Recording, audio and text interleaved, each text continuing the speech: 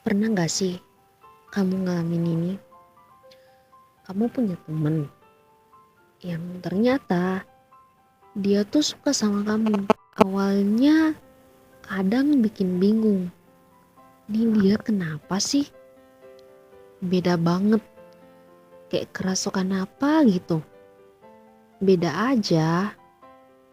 Meski di balik itu kamu sebenarnya suka digituin. Meski sebenarnya kamu bahagia saat dia bersikap manis. Saat dia jujur untuk hal-hal yang gak pernah kamu sangka sebelumnya.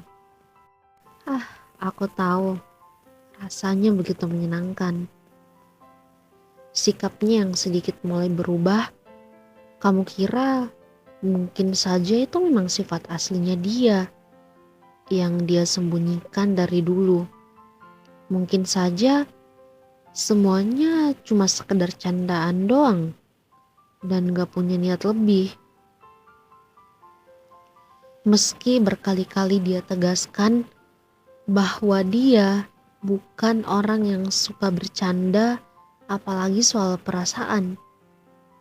Tapi entah karena udah gak percaya sama omongan laki-laki, atau memang karena ada trauma untuk mulai hubungan lagi. Meski dia sebenarnya orang yang kamu kenal. Terus setelah dia ngungkapin perasaannya, kamu pasti tiba-tiba shock dong. Di walaupun walaupun ya dia udah pernah ngasih tanda ke kamu, ngasih kode kalau dia tuh suka sama kamu. Dia udah pernah negasin berkali-kali bahwa dia punya perasaan yang lebih nih ke kamu.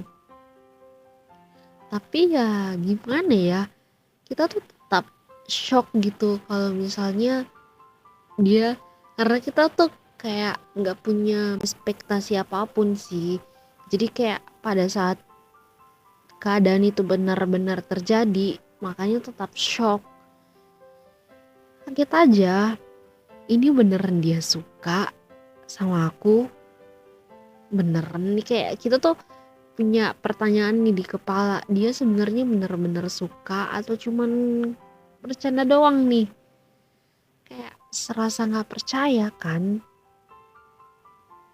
temen sendiri suka sama kayaknya gak mungkin terjadi gitu. Jadi kayak masih pas dia ngungkapin perasaannya, kita betul-betul shock, kita betul-betul kayak gak tahu mau ngomong apa karena kita kaget gitu. Terus kayak karena keadaan itu, kamu mutusin buat nolak dia. Dengan banyaknya permintaan maafmu atas penolakan itu, ya dia mau bilang apa lagi selain ya udah nggak apa-apa kalau ditolak. Tapi kan kayak gimana ya, ya gitulah. Tapi sebagai pihak yang menolak, di sisi lain harusnya kita yang bisa untuk lebih memahami keadaannya. Karena di balik kata nggak apa-apa itu, semua hati manusia pasti kecewa atas apa yang diharapkan namun ternyata tidak ia dapatkan. Apa yang dia mau ternyata nggak sesuai ekspektasi gitu akhirnya. Jadi kita si pihak perempuan yang biasanya lebih banyak memberikan jawaban, dan kalau jawabannya tidak sesuai ekspektasi dia, ya kita sih yang harus memahami itu. Hal-hal terberat dalam pertemanan itu juga bukan hanya pada saat ketika temenmu atau dia ngungkapin perasaan ke kamu terus kamu nolak. Bukan cuman itu fase yang berat sih menurut aku.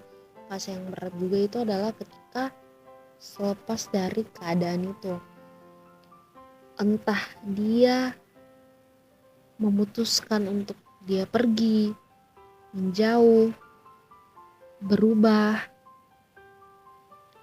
menghindar, sampai harus meninggalkan yang mungkin itu cara dia untuk menyembuhkan luka.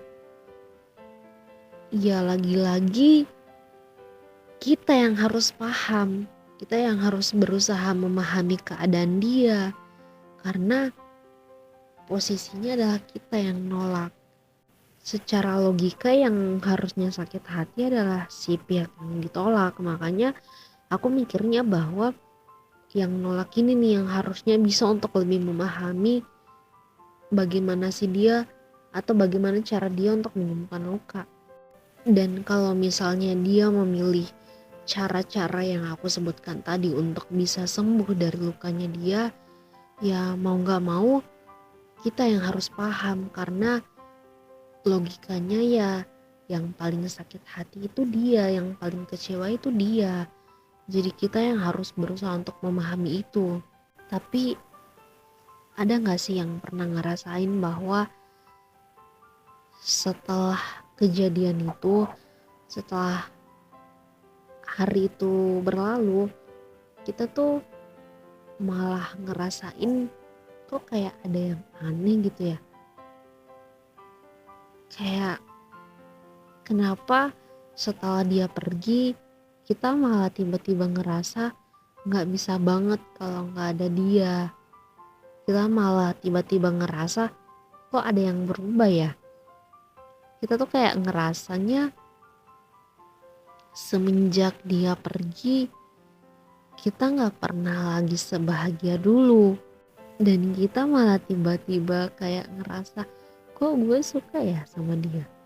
Kayak tiba-tiba aja gitu perasaan itu muncul setelah dia memutuskan untuk pergi. Kayak ini kenapa sih? Kenapa perasaan ini tuh gak muncul dari kemarin gitu. Kayak kenapa perasaannya tuh muncul pada saat ketika dia udah pergi. Kan kayak ya lo ngapain muncul, kan udah terlambat gitu kan. Di sini di keadaan yang seperti ini kita walaupun kita temen, walaupun kita pengennya ya setelah kejadian itu kita nggak perlu harus ada yang berubah satu sama lain. Kita pengennya pertemanannya ya udah jalan aja kayak normalnya gimana. Cuman kita kan nggak tahu ya, proses orang kan beda-beda, perasaan orang beda-beda, cara orang menyikapi sesuatu yang gak sesuai ekspektasi dia tuh gimana. Jadi kayak kalau dia pergi ya udah nggak apa-apa, pahami itu. Kalau misalnya dia memutuskan untuk udah nggak mau temen sama kamu ya maksudku ya udah nggak apa-apa. Yang jelas jangan paksa dia untuk tetap kayak dulu. Jangan paksa dia untuk jadi seseorang yang kayak dulu, karena ya udah nggak bisa gitu, udah sulit. Intinya sih jangan paksa pihak manapun, entah kamu jangan paksa dia atau jangan sampai dia memaksa kamu untuk sesuai dengan apa yang dia pengen. Misalnya kayak kamu pengen dia tetap sifatnya sama kayak dulu, kamu pengen tetap dia ada terus. Kita nggak bisa maksa seseorang. Ya udah jalani aja yang memang udah terjadi sekarang, karena kalau disesali pun ya nggak akan ada gunanya juga, kecuali dia masih mau welcome sama kamu, ya pasti akan jalan-jalan aja sih. Well, kita harus bisa sama-sama saling mengerti. Kita punya cara bahagia dan menyembuhkan luka yang berbeda-beda. Untuk itu, jangan paksakan harapan kamu, ekspektasi kamu pada orang lain.